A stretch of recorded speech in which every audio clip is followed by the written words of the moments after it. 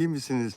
Yayına geç başlıyorum çünkü ilginç bir şey yaşandı. İpek Canbulat'la bugün yayın yapacaktık. İlginç bir gelişme oldu. Biraz sonra herkes geldiği zaman anlatayım onu.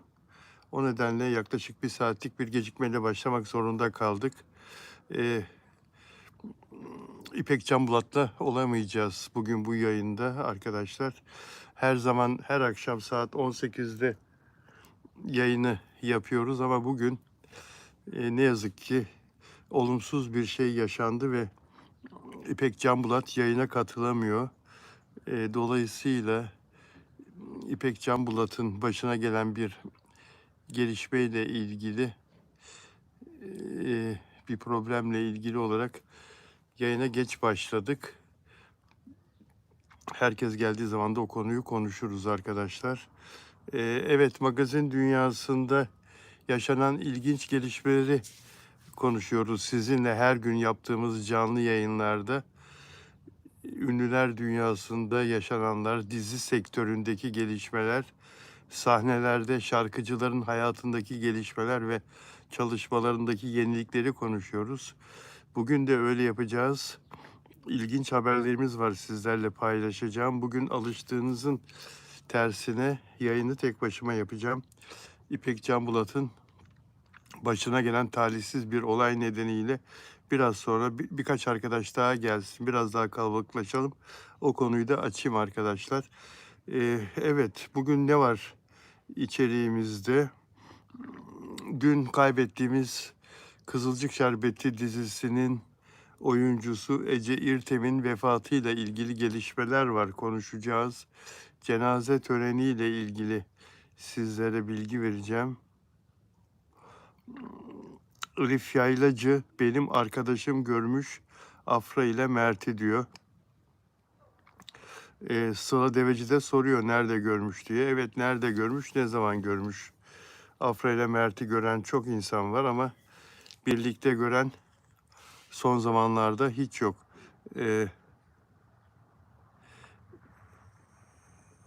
Marta Garcia, ben teşekkür ederim. Teşekkür ederim. Maria Garcia. Peki, ben teşekkür ederim. Bize her zaman en iyi bilgileri verdiğiniz için teşekkür ederim diyor Maria Garcia. Ben size teşekkür ederim. Sadece siz bu bilgileri sağlayabiliyorsunuz diye de ekliyor. Evet, hepimiz çok üzüldük. Genç oyuncu Ece İrtem'in 35 yaşında hayata veda etmesine şüphesiz hepimiz çok üzüldük. Evet, Bodrum'dan yapıyorum canlı yayını bildiğiniz gibi arkadaşlar. Bodrum'da evimden, evimin bahçesinden yapıyorum. Bugün gerçi canlı yayını saat 18'de bir başka yerde, Bodrum'da bir başka yerden yapacaktım.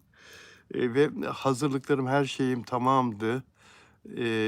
İpek'le de gün boyunca yazıştık.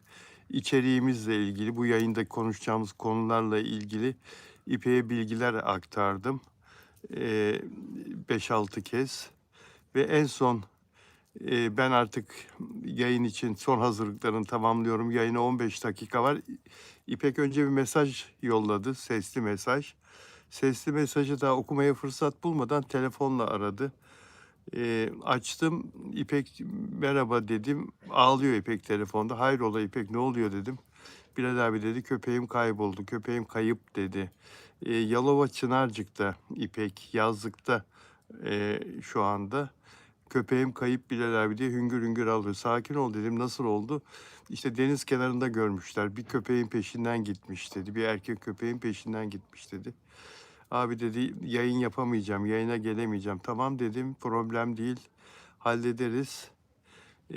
Sen dedim şimdi köpeğinle ilgilen, bana haber ver. Evet, ve İpek'le o yüzden yayın yapamıyoruz.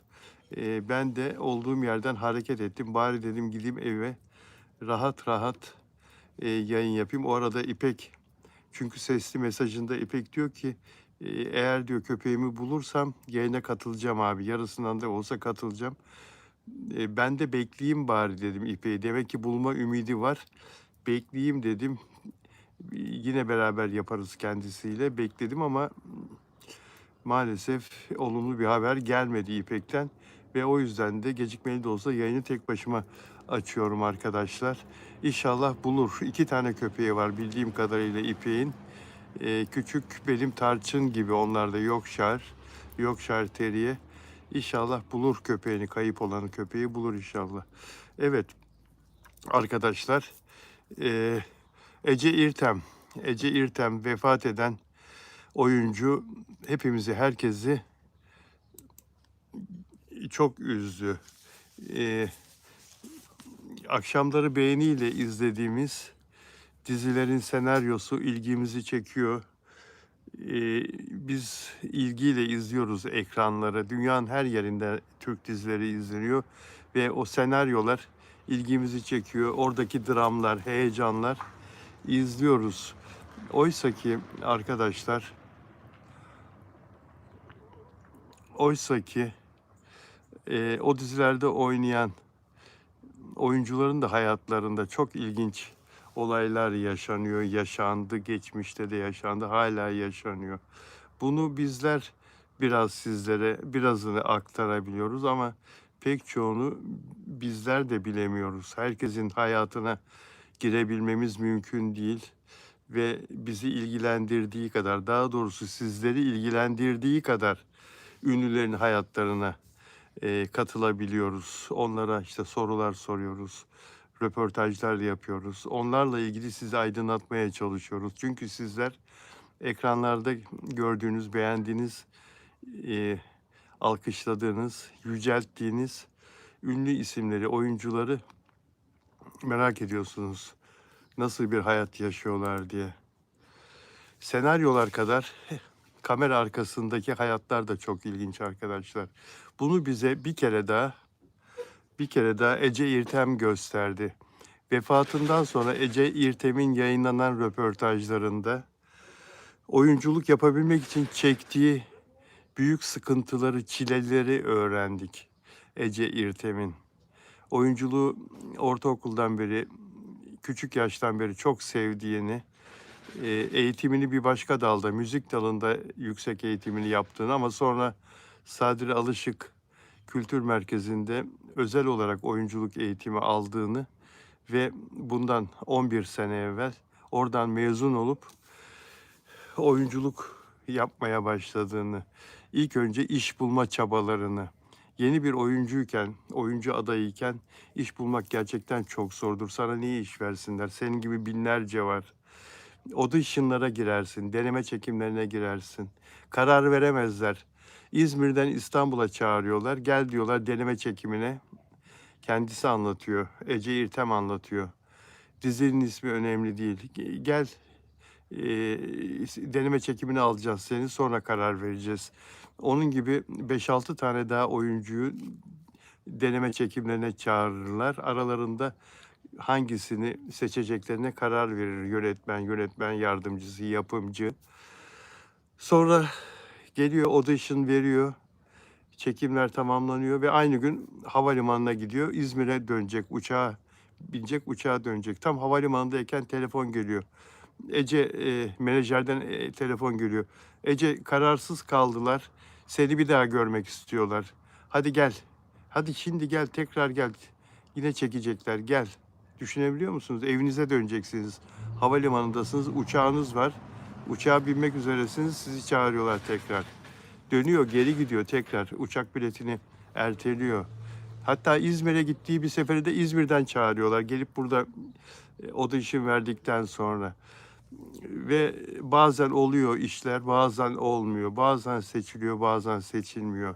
Aylarca işsiz kaldığı, uzun süreler işsiz kaldığı, beklediği, ümitlerini ama hiç kırmadığı. Fakat öyle bir noktaya geliyor ki kendisi anlatıyor, sürekli olarak artık Allah'a yalvarıyor. Gökyüzüne bakıp ağlıyor. Ağlarken de Allah'ım ne olur bir şans ver, bir şans ver Allah'ım. Bir kere hakkım olsun, bir şans ver, bir deneyim Allah'ım diyor. Yani oyunculukla ilgili şans istiyor. Bana bir fırsat ver, kendimi göstereceğim Allah'ım. Ve böyle çok çileli bir bir tutunma dönemi, oyunculuk mesleğinde dizilere kendisini kabul ettirme, yapım şirketlerine kendisini kabul ettirme dönemi. Arkanda torpilin olmazsa, arkanda seni kollayan olmazsa Kadın ol, erkek ol. Sen namusunla iş yapmak istersen, işini gerçekten zor, elenip giden, başaramayan, tutunamayan o kadar çok isim var ki hem erkek hem kadın namusuyla iş yapmak için kendisinden hiç ödün vermeden, kendisinden emeğiyle iş yapmak için sabreden, fırsat çıkmasını bekleyen, fırsat çıktığı zaman da torpilli olanın seçildiği, tanıdığı olanın seçildiği, kendisinin elendiği pek çok olay var bize gelen, bildirilen, anlatılan pek çok hikaye var. Eee, ama eee, ama Ece İrtem sonunda başarıyor ve kendisini sektöre kabul ettiriyor.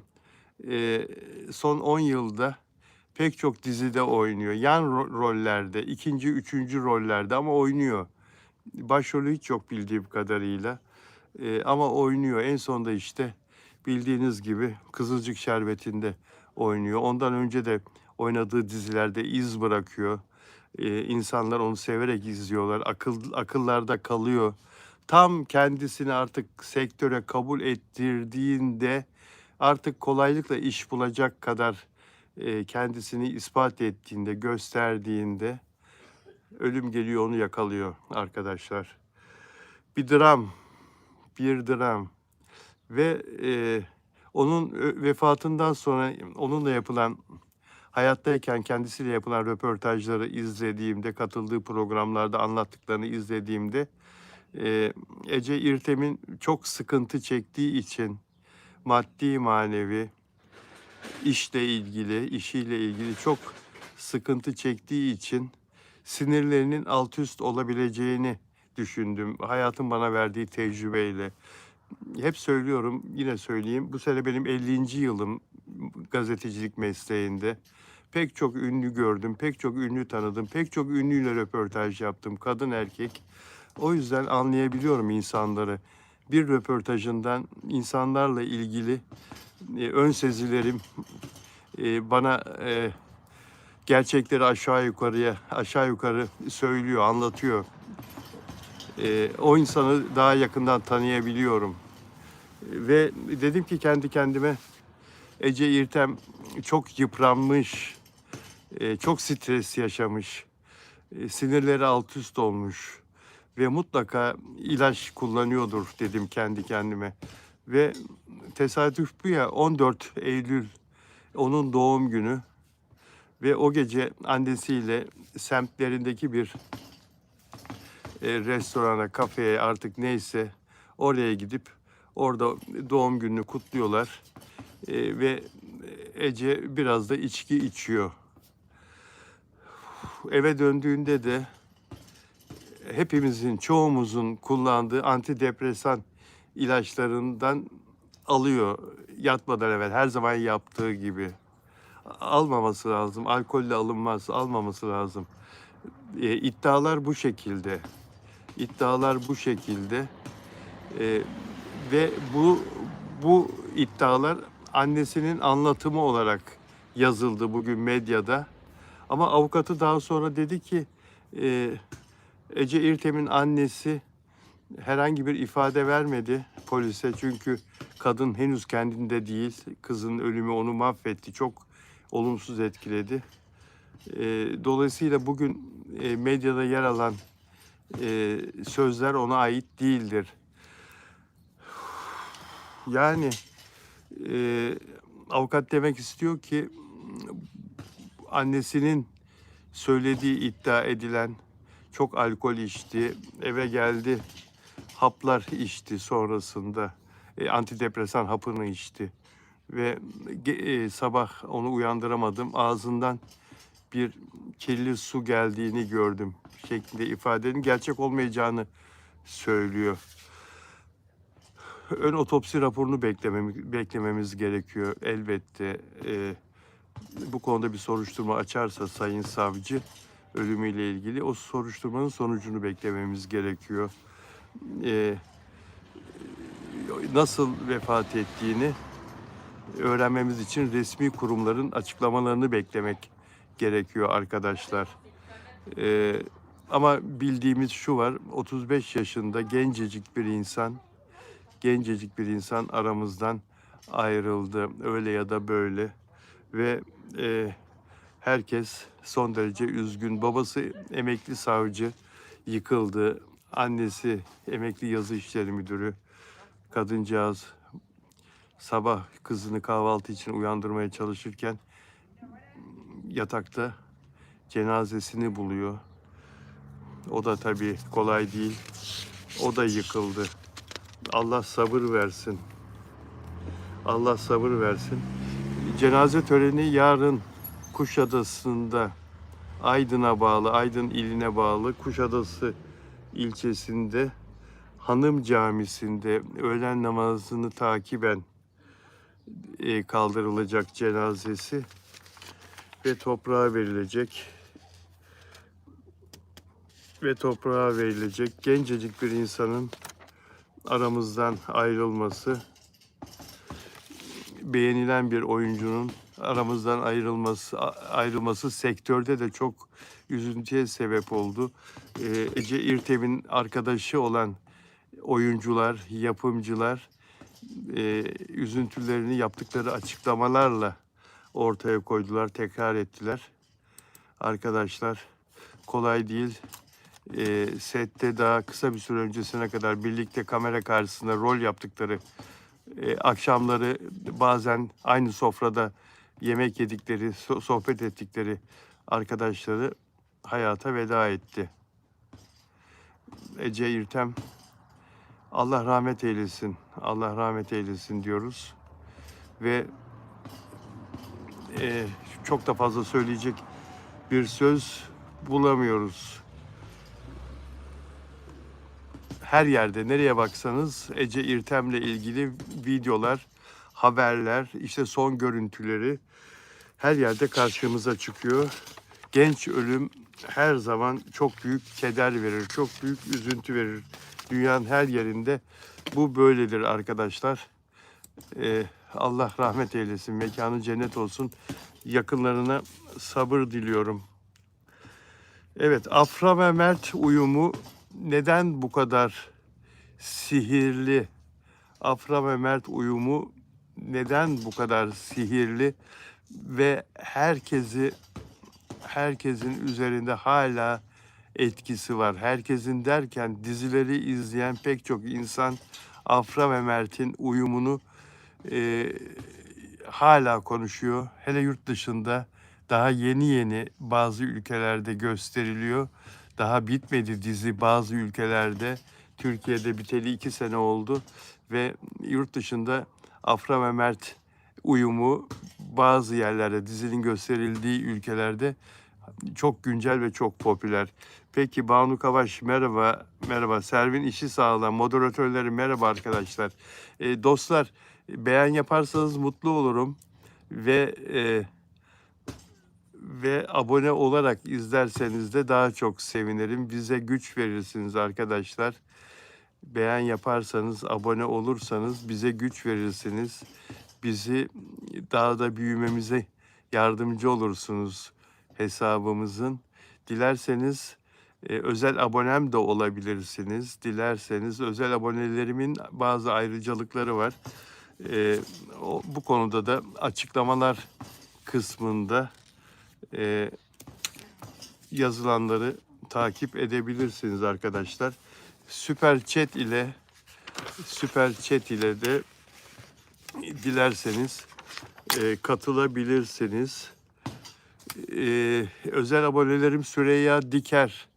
Bir merhaba demek isterim. Buradaysa Süreyya Hanım. Süreyya Diker burada mı acaba özel abonem? Nelly de Manzano Arjantin'den. Nelly de Manzano özel abonem. Delfina Dimasio Şili'den Delfina Dimasio özel abonem burada mı? Marta Gomez Portekiz'den ya da Brezilya'dan olması lazım. Daha kendisiyle tanışmadık ama özel abonem. Ve özel abonem Marta Gomez'i de takibe aldım. Diğer özel abonelerimi de takibe aldığım gibi Lydia Dupuy Fransa'dan. Lydia burada mı? Özel abonem. Banu Lidya'yı gördün mü? Banu Kabaş. Peki. Moderatör hiçbiri gelmedi diyor. Selvin işi sağlam. Peki. Caner Tuzcu, moderatörüm Caner Tuzcu yok ama Banu ile Lidya, Selvin burada. Peki.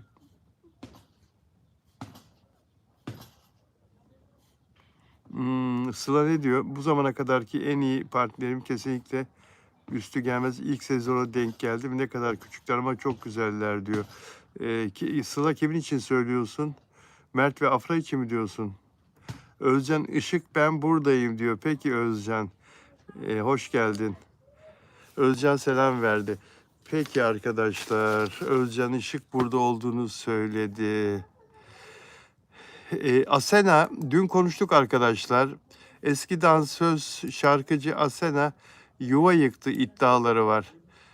Müteahhitlik yapan iş insanı Kani Kudu ile yaşadığı birliktelik sonrası Yalova'da onun çiftliğine yerleşti ve o çiftlikte yaşıyor Asena. Asena biliyorsunuz evliydi ve Almanya'da kocasından boşanmıştı. 8 yıl süren evliliğini bitirdikten sonra Türkiye'ye gelip sahneye çıkmaya başlamıştı şarkıcı olarak. Ve burada müteahhitlik yapan Kani Kudu'yla hem Kani Kudu'nun reklamlarında yer aldı, inşaatlarını tanıttı. Sonra da onunla sevgili oldu. Fakat Kani Kudu'nun dün çıkan haberlerde evli olduğu ve Asena'nın Kani Bey'in yuvasını yıktığı iddia ediliyordu. Dün çıkan haberlerde ve hatta Kani Kudu'nun eşine de Asena'nın abla diye hitap ettiği söyleniyordu. Birlikte Kani Kudu'nun eşiyle Asena'nın ve Kani Kudu'nun fotoğrafları yayınlandı. Asena bütün bu söylentilerle ilgili olarak bugün bir açıklama yaptı arkadaşlar. Asena'nın açıklamasını okumak istiyorum. Birlikte olduğum kişi boşanmış bir erkektir diyor Asena. Ben de evliliğini sonlandırmış bir kadınım. İlişkimiz her iki tarafında bekar olduğu bir dönemde başlamıştır. Ve Asena bizim ilişkimizde hiçbir yasak, hiçbir problem yok. İkimiz de bekarız. Hayatım boyunca hiçbir kadının gözyaşına sebep olmadım, olmam, olamam. Hiçbir mutsuzluğun üzerine mutluluk kurmadım, kurulmasını da istemem diyor Asena. Yani Asena yuva yıkmadığını söylüyor. Kani Bey boşanmış. Asena'nın ilişkisi söylediklerinden bunu anlıyoruz. Afra ve Mert uyumu niye bu kadar sihirli? Biraz sonra size bunu okumak istiyorum arkadaşlar. Ece Erken'in dünkü yayınında söyledikleri ilginçti. Torreira ile ilgili olarak Galatasaraylı futbolcu Torreira ile ilgili olarak Torreira Ece Erken'in telefonuna mesaj yazıyor ve Devrim Özkan'la ilgili gelişmeler hakkında bilgi soruyor. Devrim Özkan'la Galatasaraylı futbolcu Torreira bir zamanlar sevgiliydi biliyorsunuz. Bir ayrıldılar, bir barıştılar, bir ayrıldılar. Uruguay'a götürdü Torreira onu ailesiyle, babasıyla hatta anneannesiyle bile, çok sevdiği anneannesiyle bile tanıştırdı Torreira. Ancak ilişkileri yürümedi ve ayrıldılar. Biz öyle biliyorduk. Şimdi Devrim Özkan Los Angeles'ta Denizcan Aktaş'la Yeraltı dizisindeki rol arkadaşı Denizcan Aktaş'la görüntülenince gayet samimi ve bu medyada bugün yer alınca Torreira, dün daha doğrusu evvelsi gün yer alınca Torreira Ece Erken'e yazıyor ve soruyor. Bu doğru mu diyor. Bu ilişki doğru mu diyor. Ece Erken yayında şunları söylüyor. Torreira dün ağladı. Babasıyla birlikteydi ve ağladı. Bunlarla artık gündeme gelmek istemiyorum. Ben bir futbolcuyum ve konuşmam doğru olmaz ama çok üzgünüm dedi. Devrim Özkan ve Denizcan Aktaş'ın Amerika'daki görüntülerini görünce Bu gerçekten doğru mu diye sordu. Doğru olduğuna inanmak istemiyor ve hala da inanmıyor. Evet beraberler dedim. Ne zaman başladı? Fenerbahçe maçından sonra biz Devrim'le beraberdik dedi. Nisan ayında Devrim Özkan'la maçtan sonra, Fenerbahçe maçından sonra Torreira birlikte olduğunu iddia ediyor. Ee, Devrim Özkan Amerika uçağında yaptığı paylaşımda Torreira ile ilişkilerinin sembolü olan yüzüğü takarak paylaşım yapmış. Bu yüzden Torreira inanmıyor. Demek ki Torreira ona pahalı bir yüzük almış. Devrim Özkan da Amerika'ya uçarken o pahalı yüzüğü takmış. Olabilir, takar insanlar. Bu Torreira'yı hala çok seviyorum anlamına gelmiyor. Yani hediye etmişsin kadına, artık onun seninle ilgisi olmasa da o yüzüğü kullanabilir, sevmiştir. Yani yüzüğü çok beğenmiştir, takmayı çok istiyordur. Yani seninle ilgisi olmasa da ve bir paylaşımında, storiesinde o yüzüğü parmağında gördün diye Torreira, yani Devrim Özkan hala aklı sende demek değil ki. Ama bazı aşıklar böyle işte saplantılı oluyorlar. Yazık, Torreira'nın kendisini kurtarması lazım, kabul etmesi lazım. Yani Devrim Özkan'ın kendisinden gittiğini kabul etmesi lazım. Denizcan Aktaş'la bir ilişki içinde olduğunu ve Denizcan Aktaş'la Devrim Özkan'ın ilişkisi de yeni bir ilişki değil arkadaşlar. O konuda bir şey okuyacağım ben size. Devrim Özkan'ın sevgilisi Denizcan Aktaş, fizyoterapist sevgilisi Gizem Hanım'dan Şubat ortasında ayrılıyor. Devrim Özkan'la yakınlaşınca iddialara göre Denizcan Aktaş yaklaşık 2 yıldır ilişki sürdürdüğü, aynı evde yaşadığı fizyoterapist sevgilisinden Şubat ortası ayrılıyor ve dostça ayrılıyorlar. Denizcan Aktaş dostça ayrıldığı eski sevgilisi takipten çıkıyor. Neden biliyor musunuz? Devrim Özkan'a ayıp olmasın diye. Dostça ayrıldıkları halde yeni sevgilisine ayıp olmasın diye eski sevgilisini takipten çıktığı iddia ediliyor. Denizcan Aktaş'ın. Torreira da hala kendisine oradan Devrim Özkan'dan bir ilişki, bir aşk, bir menfaat ilişki, bir şey bekliyor. Yani kendisine döneceğini umuyor. Aslında bu kadar çok seviyorsan evlenecektin yani Torreira. 2 sene, 2,5 senedir birlikteydiniz Devrim Özkan'la. Ve seninle birlikteyken, sana aşıkken, seninle mutluyken kadın evlenecektin onunla. Oyalarsan, kadının isteğini geriye çevirirsen, arzusunu geriye çevirirsen, Devrim Özkan herhalde isterdi Torreira ile evlenip Uruguay'a gelin gitmeyi. Dünyaca tanınan başarılı bir futbolcu, çok iyi para kazanmış, çok kariyer sahibi. Yani İtalyalarda oynamış, Arsenal'de İngiltere'de oynamış. Arsenal bu sene İngiltere şampiyonu. İngiltere'de oynamış. Böyle bir kariyerli futbolcuyla evlenecektin o zaman yani. Evlenmek isterdi Devrim Özkan. Torreira, her zaman söyleriz, güzel bir atasözümüz var. Kaçan balık büyük olur diye. Burada Devrim Özkan balık değil ama bir fırsat, demek ki aşık olduğu kadını unutamıyor. Torreira için bir fırsatmış. Başka kadını sevemiyor. Peki arkadaşlar. Daha 17 dizisini izliyor musunuz? Daha 17 dizisi reytingleri sallıyor ya. Yani son yıllarda en yüksek reyting alan yaz dizilerinden biri. 8'e dayandı. Biliyor musunuz reytingi? Daha 17'nin 3. bölüm reytingi 8 reytinge dayandı. Yani reyting rekorları kıran unutulmaz yaz dizilerini çıkardım sizler için. Bir sayayım. Sen Çal Kapımı 2020 yılında, hatırlıyor musunuz? Sen Çal Kapımı. Kim oynuyordu Sen Çal Kapımı dizisinde? Kerem Bürsin'le Hande Erçel değil mi? O da 7,5-8 arası reytinge kadar yükselmişti. Yaz için ideal, yani çok iyi bir reyting. 8 reyting yaz için çok çok iyi. Yazın reytingler düşer televizyonlarda. Yani 2,5, 3, 3,5, 3,5 reytingde gün birincisi olan dizi olur, kanal olur. O kadar düşer yani. Sonra Erkenci Kuş 2018 yılında. Kim oynuyordu Erkenci Kuş'ta? Kim hatırlayacak? Erkenci Kuş dizisinde başrollerde kimler oynuyordu? Star Televizyonu'nda. O da Total grubunda 8 reytingi görmüştü ve yurt dışında da dünyada da çok sevilen bir dizi olmuştu. E, Can Yaman ve Demet Özdemir, Elif bravo. Can Yaman ve Elif, Selda da bildi. Yolcu 12'de bildi.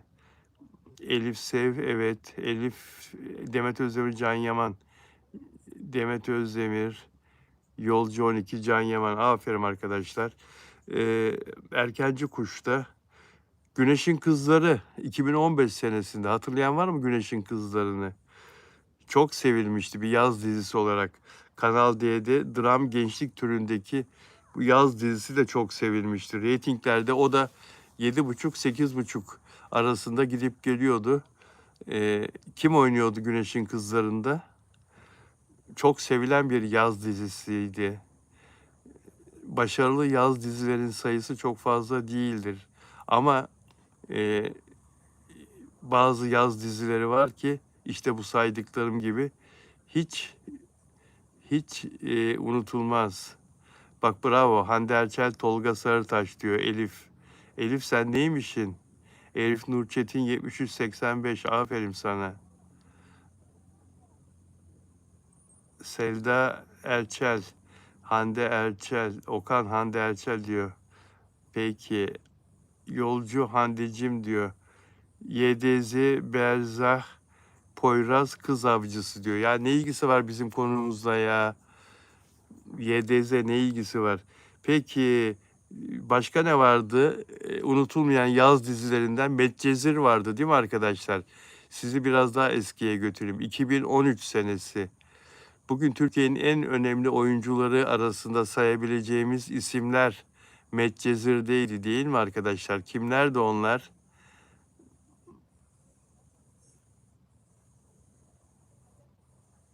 Medcezir güzel miydi? Medcezir beğenir miydiniz? Selda Özbey, aferin Selda. Yolcuya da bravo be. Siz çalışmışsınız bunu. Çalışıp da gelmişsiniz yayına. Sıla Deveci, aferin. Serenay'la Çağatay değil mi? Yolcu 12 Çağatay. Elif Çağatay, Serenay. Tülay Çağatay. Okan, Serenay Çağatay. Tunzale, Serenay Çağatay. Evet. Medcezir dizisi de arkadaşlar reytingde önemli başarılara imza attı. 9 reytinge kadar çıktı. Ee, günümüz şartlarında reytinglerin çok daha aslanın midesinde, artık aslanın ağzında değil midesinde olduğu günümüz şartlarında televizyon izleme alışkanlıkları dijitale kaymışken, televizyondan çok insanlar dijitalde video izlerken, YouTube'da ve diğer uygulamalarda video izlerken ve ekran başında izleyici kitlesi daha da düşmüşken 8 reyting elde etmesi daha 17 dizisinin büyük başarı. Büyük başarı. Sadece bu yazın değil, son birkaç yılın en iyi yaz ekranı açılışlarından birine imza attı. Daha 17 ve böyle devam ederse daha 17, bu başarıyla, reyting başarısıyla devam ederse arkadaşlar, 6 reytingin altına düşmezse Eylül'den sonra da devam eder. Kış sezonuna da devam eder.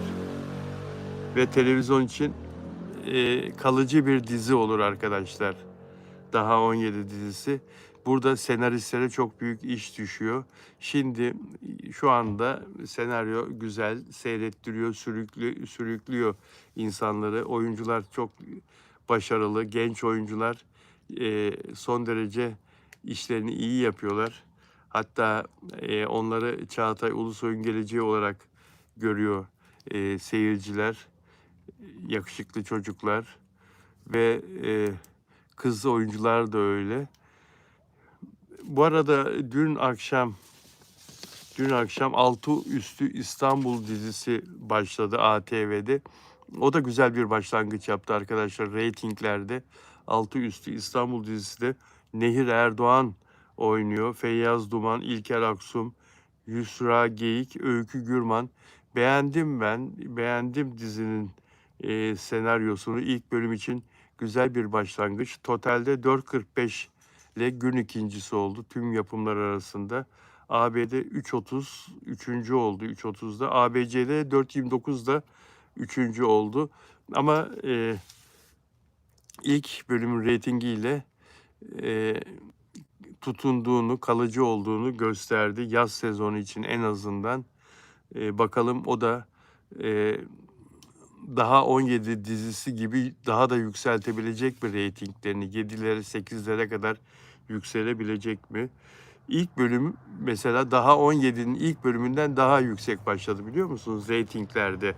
Altı Üstü İstanbul. Peki arkadaşlar. Bir de boşanma haberi verelim. Şarkıcı Lara 3 yıl önce evlendiği İranlı voleybolcu Mehdi Karimi'den boşanacağını açıkladı. Fikir ayrılıkları ve belirsizlikler sonucu evliliğimi sonlandırma kararı aldım diyor. Şarkıcı Lara mutsuz bir evliliği daha önce de bir polisle evliydi bildiğim kadarıyla ve yine boşanmıştı. Mutsuz bir evlilik yaşamıştı. Oktay Kaynarca yeni bir diziyle geliyor. Oktay Kaynarca'yı seviyoruz değil mi arkadaşlar? Oktay Kaynarca Kim 500 Milyon İster yarışmasını sunuyor ve yeni bir dizi çekecek sezona yeni bir diziyle geliyor. Hemen şuradan size bilgisini vereyim. Dizinin ismi Hamal.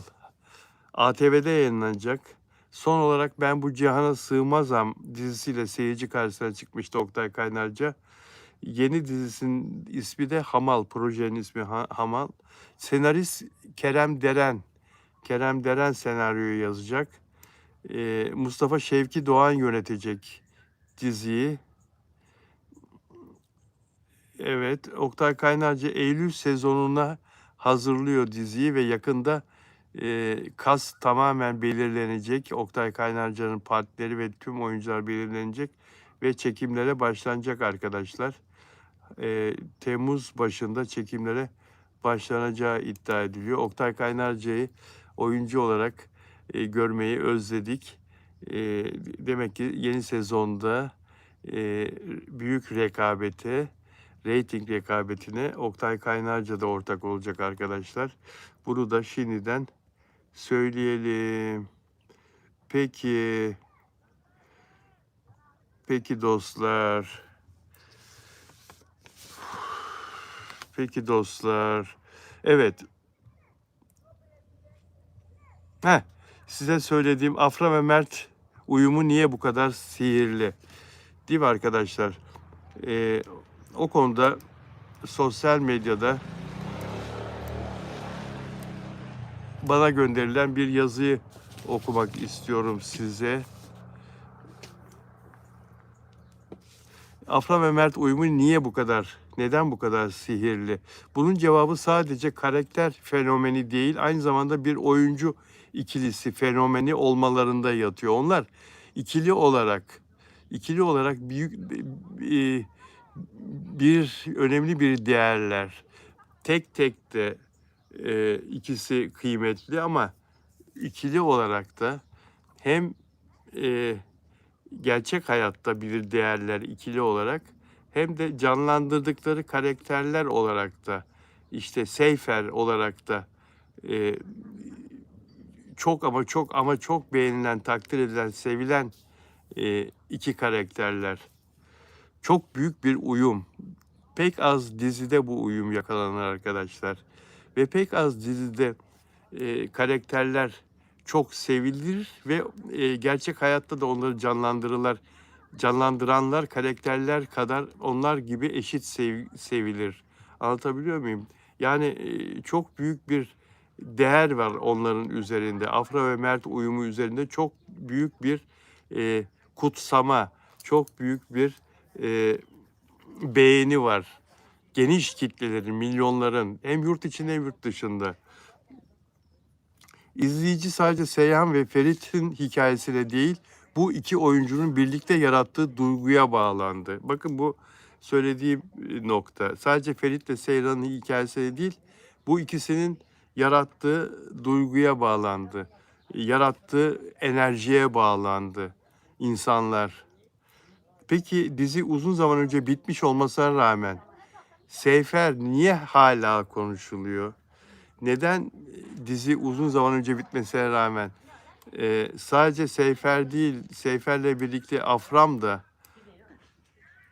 Seyfer'le birlikte konuşuluyor. Çünkü onların yarattığı etki unutulmadı. Yıllar geçse bile sahneler yeniden izleniyor. Sosyal medyada paylaşımlar devam ediyor ve birçok insan onları yeniden aynı projede görmek istiyor. Bu da bir ekran çiftinin etkisinin sadece reytinglerle ölçülemeyeceğini gösteriyor. Evet, reytinglerle ölçülemez sadece. Asıl güçlü etki izleyicide bıraktığı kalıcı bağdır. Asıl güçlü etki. Elbette herkes aynı şekilde düşünmek zorunda değil arkadaşlar. Bazı insanlar bu etkiyi resmen görmek istemiyor. İşte biz bunlara anti diyoruz, antiler diyoruz. İnanılmaz büyük bir kitle için bu etki büyük anlam taşıyor. Ama gerçek asla değişmiyor. Hala konuşuluyor olması bile bu ikilinin izleyicide güçlü bir iz bıraktığını gösteriyor. Birçok dizide iyi senaryo ve başarılı oyunculuk vardır. Ancak çok az ekran çifti izleyicide bu kadar yoğun bir duygu yaratabilir. Seyfer'in hala konuşulmasının nedeni de tam olarak budur. İnsanlar sadece bir hikayeyi değil, ekranda oluşan o doğal uyumu unutamadı. Şimdi dün burada dedik ki arkadaşlar,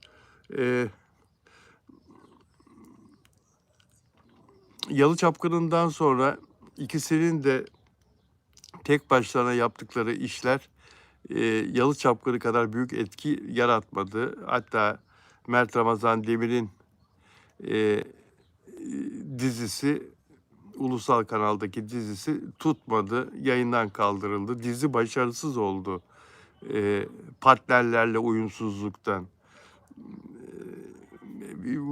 Bu çok doğal biliyor musunuz? İşte bu yazıyı okuduktan sonra bu çok doğal. Şimdi Abi dizisi başarılı oldu diye dün bazı arkadaşlar dün ya da ertesi gün burada cevap verdiler benim yorumuma. Abi dizisi ne kadar başarılı oldu, nasıl başarılı oldu, hangi anlamda başarılı oldu bunu tartışmak lazım. Abi dizisi Yalı Çapkını'nın Abi dizisinin birinci sezonu, Yalı Çapkını'nın birinci sezonunun seyirci üzerinde bıraktığı etkinin 1/4'ünü gösterebildi mi? Bırakın aynı etkiyi göstermeyi, bırakın Yalı Çapkını'nın kadar çok konuşulmayı, çok beğenilmeyi, çok iz bırakmayı. Abi Yalı Çapkını'nın sevildiği kadar sevilebildi mi ya da onun yarısı kadar, 1/4 kadar hiç zannetmiyorum. Hiç zannetmiyorum. Afra Saraçoğlu orada başarılı oyunculuğuyla e, zaten bunun için Afra Saraçoğlu Kenan İmirzalıoğlu'na partner olarak ısrarla istendi. Israrla istendi. Afra Saraçoğlu'nun Yalı Çapkını'ndan sonraki toplumda yarattığı o muhteşem beğeni duygusu aynı yapımcı tarafından yeni yapımında, yeni dizisinde de kaldıraç olarak kullanılmak istendi. Gel bu diziyi de ayakta tut. Kenan İmirzalıoğlu'na e, destek ol. Ona bir omuzda sen at, bir omuzu o atıyor diziye, bir omuzda sen at Afra. Bakalım şimdi bundan sonra ne olacak? Afra yok artık o dizide. Ama Afra yerine Kenan İmirzalıoğlu yerine Abi dizisinde Mert Ramazan Demir oynasaydı başrolde aynı senaryoyla ben iddia ediyorum 15-16 reytingden aşağı inmezdi dizi. Uzak Şehir dizisi ikinciliğe düşerdi. Taşacak Bu Deniz dizisi ikinciliğe düşerdi. Türkiye'deki en çok izlenen diziler arasında. Bunu hiç konuşmadık. Abi dizisinde Mert Ramazan Demir olsaydı, Mert Ramazan Demir'i Abi dizisinde ağır abi olarak racon kesen, yerine göre kavga eden, yerine göre mafya ile mücadele eden ama sevdiğimi de tam seven, avukatına aşık Afra Saraçoğlu'yla birbirlerini seven ama işlerini de dört dörtlük yapan, haksızlığa da karşı duran, birbirlerine omuz veren, destek olan, ailesiyle de işte arası açık olsa da babasına da annesine de yine de bir şekilde saygı duyan Kenan İmirzalıoğlu'nun canlandırdığı karakteri Mert Ramazan Demir canlandırsaydı, Afra Saraçoğlu yine aynı savcı karakterini oynasaydı, ikisi birlikte olsaydı, siz o zaman seyretseydiniz Abi dizisini, Abi dizisi bugün Afra sayesinde 50 ülkeye satıldıysa, daha ilk sezondan 100 ülkeye satılırdı arkadaşlar. Ama tabii ki biz bunu böyle söyleriz, gönül öyle ister ama gerçeklerde her zaman istediğimiz gibi olmuyor. Dileriz bundan sonraki zamanlarda, dileriz bundan sonraki projelerde Afra Saraçoğlu'yla Mert Ramazan Demir'i birlikte seyredebiliriz arkadaşlar. Özel hayatları bir yana ama onları oyuncu olarak aynı yapımda görmeyi şahsen ben çok isterim. Bilmiyorum siz ister misiniz? Peki yorumlarda lütfen fikrinizi belirtin dostlar. Ve eğer beğeniyorsanız beğen yapın. Sizlerin beğen yapması bizler için değerli ve lütfen abone olun. Abone olarak izlemeniz bizleri kıymetli arkadaşlar. Yarın saat 18'de Allah'tan bir mani olmazsa Onur Akay'la yayında olacağız. Yarın çarşamba saat 18'de Onur Akay'la canlı yayın yapacağız arkadaşlar. Bugün İpek Canbulat'la yapamadık çünkü İpek Canbulat'ın köpeği kayboldu Çınarcık'ta. En son deniz kenarında bir köpeğin peşinden giderken görüldü köpeği. Ve İpek ağlayarak beni aradı. Bilal'cim gelemiyorum canlı yayına. Köpeğimin peşindeyim, köpeğimi arıyorum diye ağlıyordu telefonda kızcağız. Şimdi yayından sonra onu arayacağım. Sizleri seviyorum. İyi ki varsınız dostlar. Kendinize iyi bakın olur mu? Görüşmek üzere.